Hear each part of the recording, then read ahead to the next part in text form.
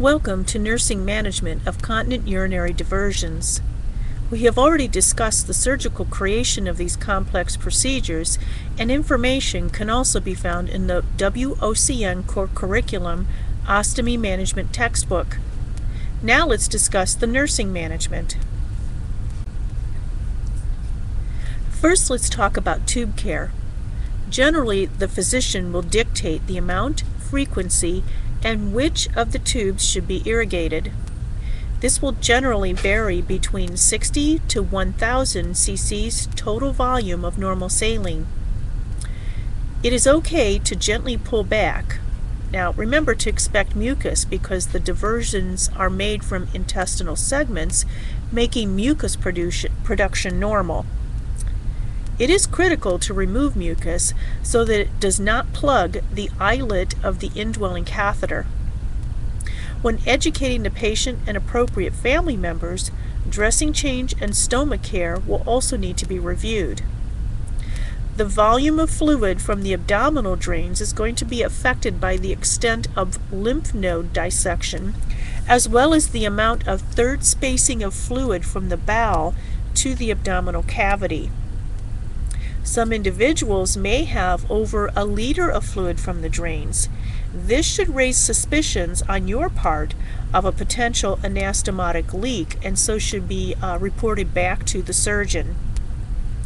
A sample should be sent to the lab and tested for creatinine. Management of tubes, including stabilization, is critical to prevent enlarging the tract and for patient comfort. Use whatever device you see fit, and it's easy for staff and patients to use. Education points prior to discharge would include tube management, application of a leg bag or bedside drainage bag, particularly for nighttime use, fluid intake, need for medical alert identification of some kind, and return to clinic instructions. It's also very important to educate on when the licensed independent practitioner would need to be called for complications. Patient education is an important part of the WOC nurse role in the care of these individuals. This education focuses on effectively emptying the neobladder or pouch, gradually increasing pouch or neobladder capacity, recognizing and reporting complications, and in the case of neobladder, strategies for optimizing continence.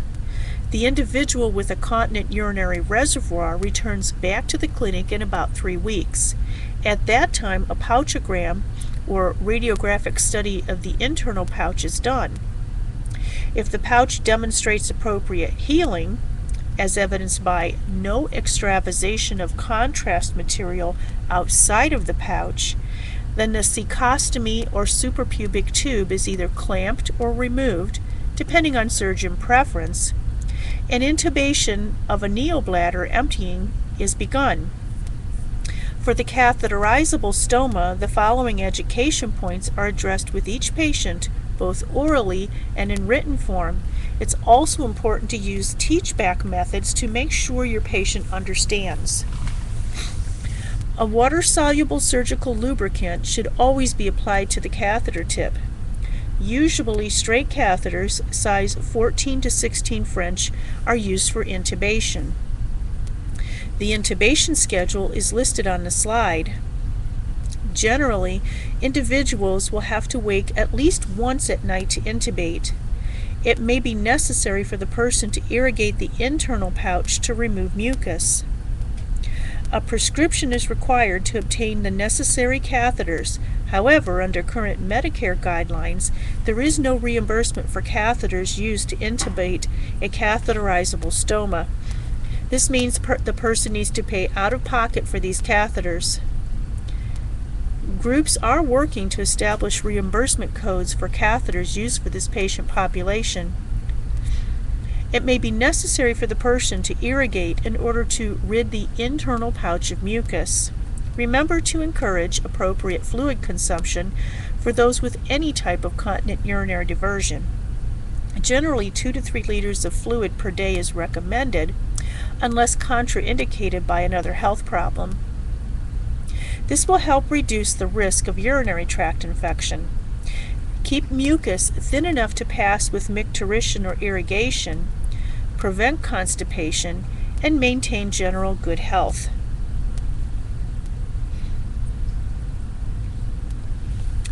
Education for patients with a neobladder is critical to successful adaptation. As stated earlier, the neobladder is not the same as the person's original bladder, and they need to be aware of this, so patient education, of course, is critical. The neobladder does not voluntarily contract as a bladder would. The individual has to rely on an increase in intra-abdominal pressure to empty the neobladder. The person with a neobladder needs to begin to learn new sensations that indicate the need for emptying once the cecostomy or suprapubic tube is removed. This is generally described as a sense of abdominal fullness rather than the usual pressure and urgency. Patients are taught to fully relax the internal sphincter and to use abdominal pressure to empty the neobladder. This is done through a Valsalva maneuver and slightly leaning forward while keeping the back straight. Men are instructed to milk the urethra to remove any urine. They will also find sitting on the commode to be the most effective position to empty the neobladder. Voiding by the clock is imperative. This allows for gradual expansion of the neobladder from the initial 120 to 200 cc's to a 400 to 500 cc capacity. Most individuals will need to wake at least once a night in order to prevent overflow incontinence. Overfilling of the reservoir can result in incomplete emptying of the reservoir and urinary retention, urinary tract infections, and metabolic complications. During pouch expansion, post-void residual volumes measured through clean intermittent catheterization are done in order to monitor effectiveness of emptying. Catheterization may also be necessary to irrigate the neobladder with normal saline if mucus plugs become a problem. Meticulous record keeping of voiding patterns must be maintained by the patient. If a patient cannot effectively manage emptying the neobladder with the measures described, they will need to empty the reservoir with clean intermittent self-catheterization. All patients should be taught clean intermittent self-catheterization, preferably in the preoperative period. This has the patient prepared in the eventuality that they must do the clean intermittent self-cath in order to completely empty the neobladder or help to remove a mucus plug.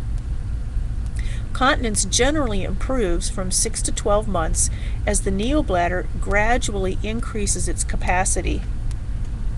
Daytime continence rates are greater than 90%, and nighttime continence rates range from 80 to 90%.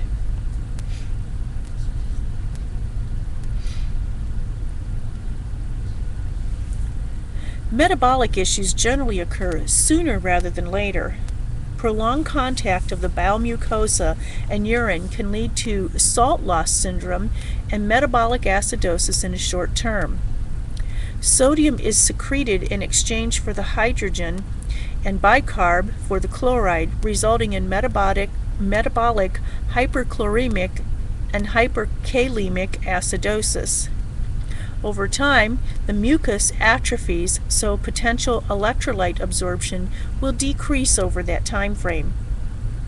Patients should be told to report lethargy, fatigue, dehydration, and weight loss, as these symptoms would suggest hyperchloremic or hyperkalemic metabolic acidosis. Treatment includes catheterization of the neobladder, increased salt intake, correction of acidosis with 2 to 6 grams of bicarbonate daily, discontinuing proton pump inhibitors, and treatment of urinary tract infection. Individuals need to give the intestinal system time to adjust after resection. The amount of intestine used and the amount used will dictate what problems that the person could encounter. If the ileocecal valve is removed, individuals may notice a decreased transit time and increased bacterial overgrowth, leading to malabsorption of bile salts, steatorrhea, and diarrhea. If the last 100 centimeters of terminal ileum is used, vitamin B12 deficiency can occur, which would of course lead to pernicious anemia, peripheral neuropathy, fatigue, and activity intolerance. These issues can be prevented through preservation of the terminal ileum and ileocecal valve. Preventing constipation through appropriate fluid and fiber intake is also important. It is not uncommon for those with neobladders to experience incontinence, particularly in the early postoperative time frame. Pelvic floor muscle education includes teaching exercises to strengthen any weak pelvic floor muscles and instruct on squeezing the correct muscles before activities that increase intra-abdominal pressure. This is also called the knack, K-N-A-C-K. Programs are individualized based on a person's muscle strength, but a general strength training approach follows. The person performs 12 repetitions, holding each contraction for no more than 6 seconds, with a 6-second period of rest in between each contraction.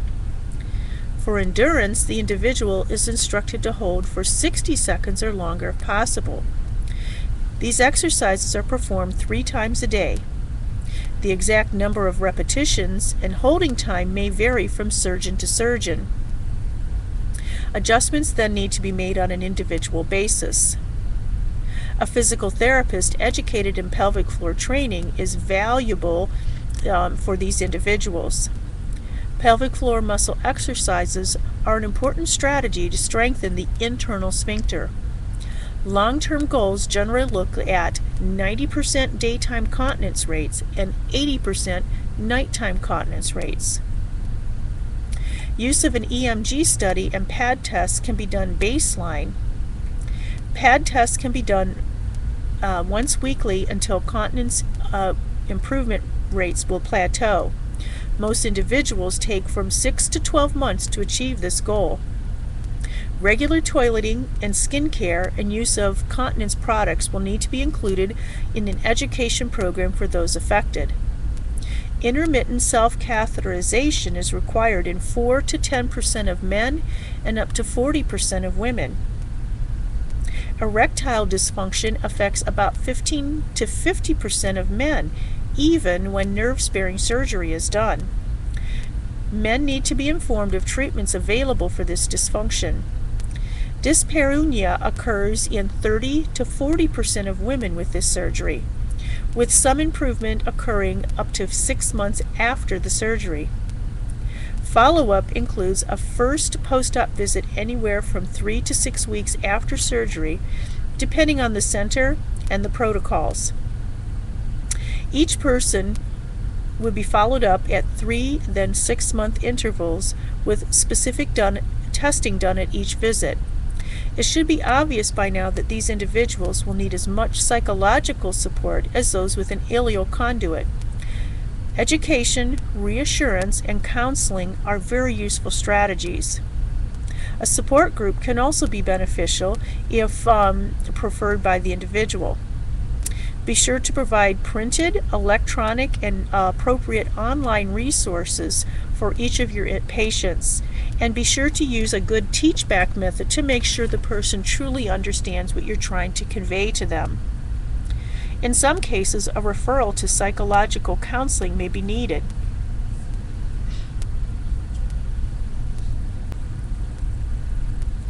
This concludes our lesson on nursing management of continent urinary diversions. More information can be found in the WOCN Core Curriculum Ostomy Management Textbook, Chapter 6. And thank you for your attention.